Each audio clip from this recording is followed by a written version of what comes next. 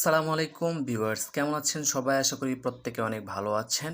তো আজকে আমি নতুন 3টি সেটিংস নিয়ে কথা বলবো, যেটি আপনার খুবই উপকারে আসবে। খুবই কার্যকরী 3টি সেটিংস নিয়ে আজকে আপনাদের সামনে কথা বলবো। তার আগে আমার চ্যানেলে নতুন হয়ে থাকলে অবশ্যই আমার চ্যানেলটি সাবস্ক্রাইব করবেন এবং পাশে থাকা বেল আইকনটি বাজিয়ে দেবেন।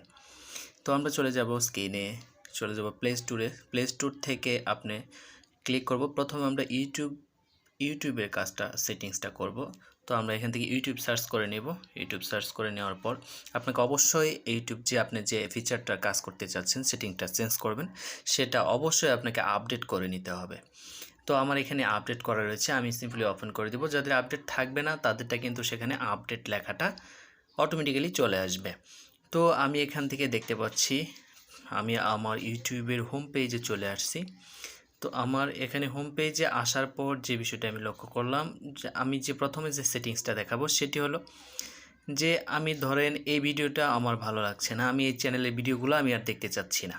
তাহলে আমাকে কি করতে হবে? এখান থেকে আপনি 3 ডট মেনুতে ক্লিক করে দেবেন। সিম্পলি 3 ডট মেনুতে ক্লিক করার পর নট ইন্টারেস্টেড লেখাটা দেখতে পাবেন এবং নিচে লেখা আছে ডোন্ট রিকমেন্ডেড চ্যানেল।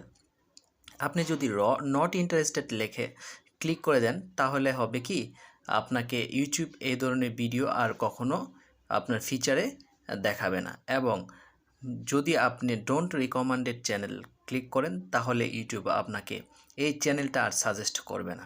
অথবা আমি এই চ্যানেলটা আর সাজেস্ট যেন না করে আমি সেটা যাচ্ছি, তাহলে ডোন্ট রিকমেন্ডেড দিস চ্যানেল। তো আমার এই সেটিংসটার কাজটা শেষ হয়ে গেল। এখন আপনাদেরকে 2 নাম্বার সেটিংসের কাজটা দেখাবো। তো আপনারা আমার ইউটিউবে হোম পেজে রয়েছে, দেখতে পাচ্ছেন। হোম পেজ থেকে আমি এখানে যদি স্ক্রল করি তাহলে দেখতে পাবো যে ভিডিওগুলো কিন্তু অটো প্লে হয়ে যাচ্ছে, অটো প্লে হচ্ছে। এক্ষেত্রে আমরা যারা মোবাইল ডাটা কিনে ইউজ করে থাকি, ওয়াইফাই ছাড়া যারা ইউজ করি, মোবাইল ডাটা কিনে যারা ইউজ করি, তাদের জন্য কিন্তু খুবই একটা খারাপ অবস্থা, কারণ অনেক এমবি কিন্তু এভাবে চলে যাচ্ছে। আমরা না চাইতেও কিন্তু অনেক এমবি খরচ হয়ে যাচ্ছে। সেজন্য আমরা যদি চাই এই অটো প্লেটাকে কিন্তু বন্ধ করে রাখতে পারি। তো আপনারা এখান থেকে সিম্পলি চলে যাবেন প্রোফাইল অপশনটা, প্রোফাইল যে লোগোটা রয়েছে সেটাতে ক্লিক করে দেবেন। প্রোফাইল লোগোতে ক্লিক করার পর আপনারা এখান থেকে দেখতে পাবেন সেটিংস অপশনে আপনি এখানে ক্লিক করে দেবেন। সেটিংসে আসার পর আপনি জেনারেল অপশনটাতে ক্লিক করবেন। জেনারেলে ক্লিক করার পর আপনি এখান থেকে দেখতে পাবেন play back in feeds, 4 number যে ফিচারটা রয়েছে প্লে ব্যাক ইন ফিডস, এটাতে ক্লিক করে দেবেন। ক্লিক করার পর আপনি এখানে 3টা ফিচার দেখতে পাবেন, always on, wifi only, of. তো আমাদের এখানে যেটি করতে হবে সেটি হলো অফ করে দিতে হবে। অফ করে দেওয়ার পর আমার কিন্তু অটো প্লেটা অফ হয়ে যাবে। দেখুন আমার কিন্তু কোনো ভিডিও এখন অটো প্লে হচ্ছে না। এক্ষেত্রে আমাদের মোবাইল ডাটা অনেকখানি সেভ হবে।